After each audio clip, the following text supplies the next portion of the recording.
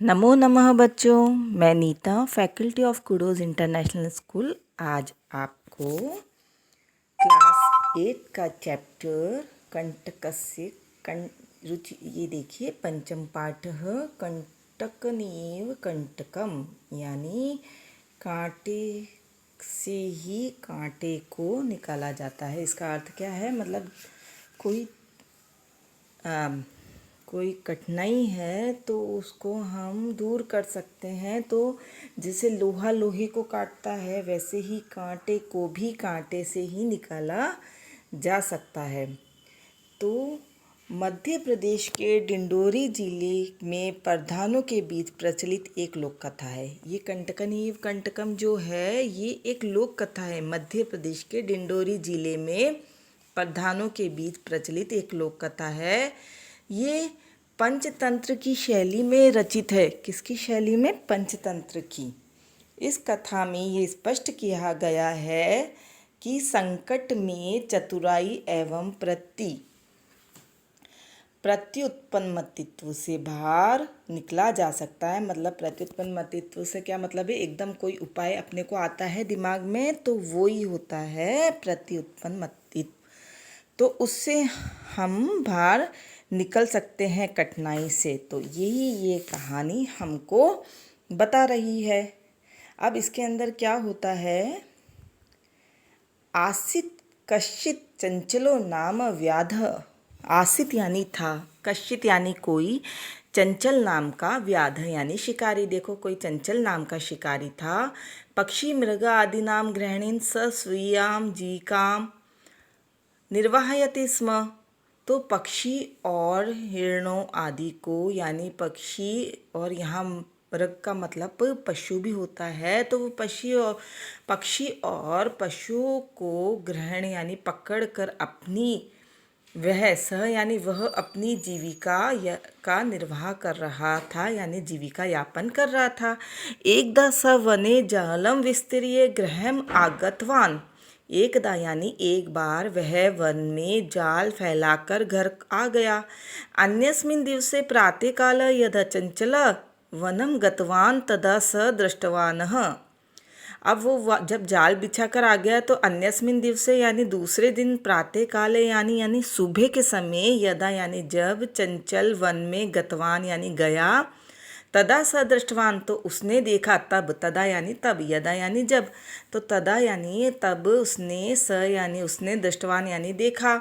यत तीन विस्तारिते जाले दुर्भाग्यात एक व्याघ्र बद्ध आसित। तो उसने क्या देखा कि ये उसके द्वारा फैलाए गए जाल में दुर्भाग्य से एक बाघ फंस गया है। मतलब वहाँ उसमें क्या बंध गया था? एक बाघ बन गया था। अतएव पलायनम करणीय।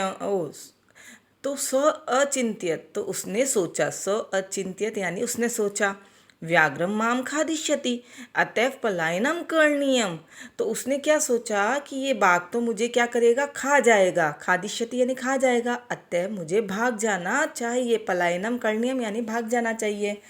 व्याघ्रः न्यवेदयत, तो बाघ ने उससे निवेदन किया, भो मानव कल्याण भवतु ते। हे मानव, तुम्हारा कल्याण हो। यदि त्वं मां मोचिष्यसि तहिर अहम त्वां न हनिष्यामि। यदि तुम मुझे छोड़ते हो तो मैं तुम्हें हानि नहीं पहुंचाऊंगा, मैं तुम्हें नहीं हनिष्यामि यानी मारूंगा। तदा स व्याघ्र, तो स व्याधः, ठीक है, यहाँ पे व्याधः ध है और यहाँ ग्र व्याघ्रम है। तो तदा यानी तब उस बाघ ने उस शिकारी ने बाघ को जालात बही यानी जाल से बाहर, निर्सारियत यानी निकाल दिया, निसारियत यानी निकाल दिया। तो उसने उस बाघ को उस जाल से निकाल दिया। अब क्या हुआ? व्याघ्र क्लांतः आसित, बाघ क्या था? क्लांतः यानी थका हुआ था। स अवदत, तो वह बोला, भो मानवः पिपासु अहम। हे मानव, मैं प्यासा हूँ। पिपासु यानी प्यासा हूँ। नद्याः जलम आने मम पिपासाम शम्य, नदी से जल लाकर मेरी प्यास शम्य यानी शांत करो। तो उसने क्या कहा कि मैं प्यासा हूँ और मैं नदी से जल लाकर मेरी प्यास शांत करो। तो व्याघ्रः जलम पीतवा पुनः व्याधम अवदत। अब बाघ ने जल पी लिया, वो ले आया और बाघ ने जल पी लिया और पुनः व्याधम अवदत, उसने शिकारी को कहा, शांता मैं पिपासा सांप्रतम बुभुक्षितो अस्मि, मेरी प्यास तो शांत हो गई, अब मैं भूखा हूँ। बुभुक्षितो यानी भूखा हूँ। इदानीम अहम त्वाम खादिष्यामि, अब मैं तुम्हें खाऊंगा। चंचल उक्तवान, चंचल बोला, अहम त्वत् करते धर्मम आचरितवान, मैंने आपके लिए धर्म का आचरण किया। त्वया मिथ्या भणितम, और तुम्हारे द्वारा झूठ कहा गया। त्वम माम खादितुम इच्छसि, तुम मुझे खाना चाहते हो। तो मैंने तो धर्म का आचरण किया, मैंने तुम्हें छुड़ाया, लेकिन तुमने तो झूठ बोला कि भाई मैं तुम्हें नहीं मारूंगा, लेकिन अब तो तुम मुझे खाना चाहते हो। तो व्याघ्र अवदत्, व्याघ बोला, अरे मूर्ख, शुद्धा अर्थाय किमपि अकार्यम न भवति, भूख से पीड़ित के लिए कुछ भी अकार्य नहीं होता है, मतलब कुछ भी कुछ भी अकार्य नहीं होता है, मतलब वो कुछ भी कर सकता है। जो भूख से पीड़ित होता है तो वो कुछ भी कर सकता है, तो उसके लिए कोई अकार्य नहीं होता, उसके लिए कोई भी न करने योग्य कार्य होता है, तो वो कुछ भी कर सकता है। सर्वे स्वार्थम समीहते, सभी क्या होता है, स्वार्थ में ही निहित है, मतलब सभी क्या होती है ये चीज़, स्वार्थ में ही निहित है। हम कोई भी वर्क करते हैं तो हमारा कोई ना कोई स्वार्थ होता है, बिना स्वार्थ के तो कोई दुनिया चलती ही नहीं है शायद।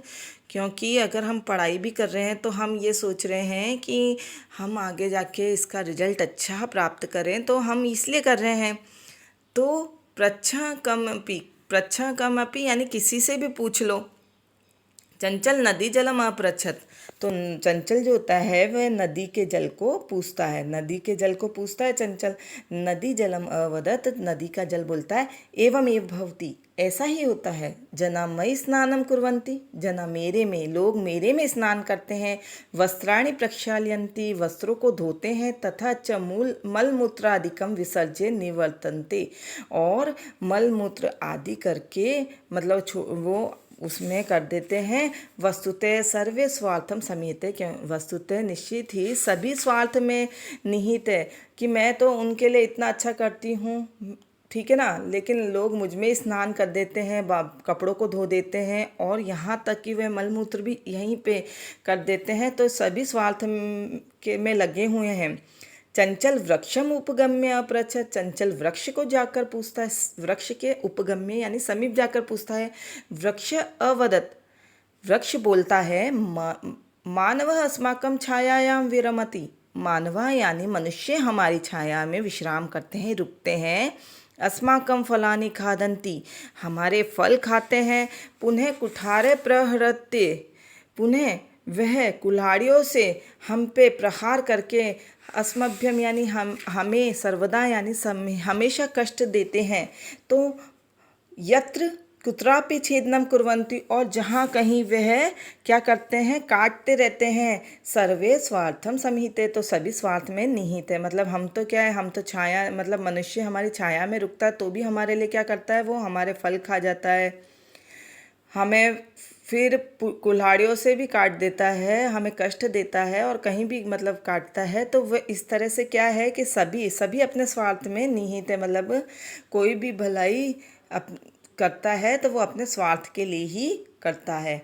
समीपे एक लोमशिका बदरी गुल्मा नाम पृष्ठे नीलिना एता वार्ता शृणोति स्म, समीपे यानी पास में एक जो लोमड़ी थी, वे बदरी यानी बेर की झाड़ियों के पीछे, पृष्ठे यानी पीछे, नीलिना यानी छुपी हुई, एताम वार्ताम शृणोति ये बातचीत सुन रही थी।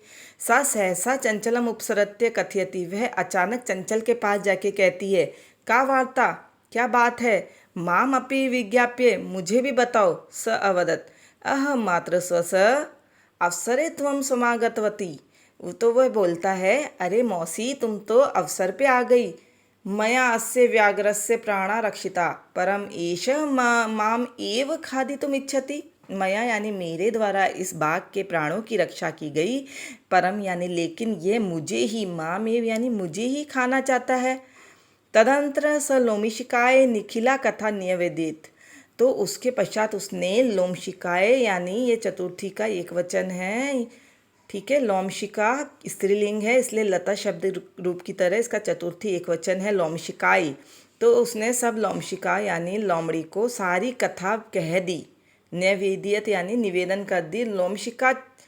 लोमशिका चंचलम अकथ्यत, लोमशिका ने चंचल को कहा, बाणम त्वम जालम प्रसारिये, अच्छा तुम जाल फैलाओ।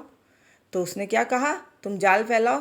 पुनः स व्याघ्रम अवदत, और उसने फिर व्याघ्र को कहा, केन प्रकारेण त्वम एतस्मिन् जाले बध्य इति, तुम इस जाल में कैसे बंधे हो। अहम प्रत्यक्षम द्रष्टुम इच्छामि, मैं प्रत्यक्ष देखना चाहती हूँ। व्याघ्र तद्वृत्तान्तं प्रदर्शयितुं तस्मिन् जाले प्राविशत, तो जो व्याघ्र था, जो बाघ था, वो उस घटना को प्रदर्शित करने के लिए तस्मिन यानी उस जाल में प्रवेश कर गया।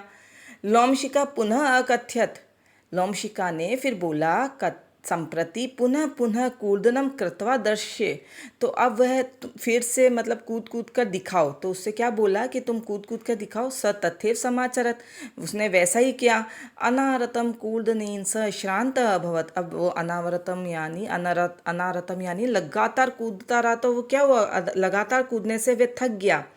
जाले बद्ध स व्याघ्र क्लांतः स निस्सहायो भूत्वा तत्र अपतत प्राण भिक्षामेव च अयाचत, और जाल में बंधकर वह बाघ थका हुआ सा निसहाय भूतवा यानी होकर तत्र यानी वहाँ गिर गया, च यानी और प्राणों की भीख मांगने लगा।